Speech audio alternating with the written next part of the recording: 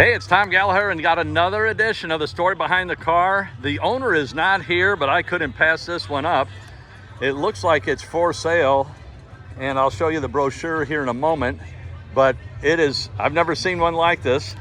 So Continental Classic Cars, there's their information, but check out this hardtop convertible. I have never seen anything like this on a Mustang.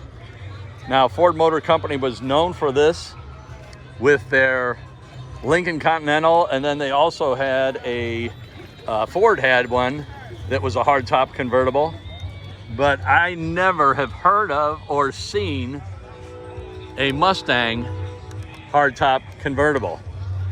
Just, this has got to be, as they say, rare as hen's teeth. So I just had to shoot it, and like I said, the owner's not here. It's parked. We're in Springfield, Illinois for the Route 66 festival, and I'm just walking around shooting video. But when I saw this sitting here, I just had to shoot it. Let us show you a little bit more about the car. A nice wood steering wheel. We have Ford air conditioning, and just a nice squared away Ford Mustang with a 289. So I hope you enjoyed the video. Any comments, questions, leave them below, and we'll catch you on the next video.